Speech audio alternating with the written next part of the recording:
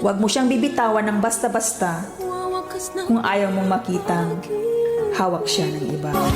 Wala na ba ako sa iyong puso? Hindi na ba ako ang mahal mo? Pag sinabihan ka na mahal ka, huwag kang maniwala doon kasi hindi lahat ng nasasabi na mahal ka ay mahal ka talaga, di ba? Real talk tayo, guys. Ang karma, parang pelikula yan. Kung hindi now showing, abangan mo. Coming soon. Di ba?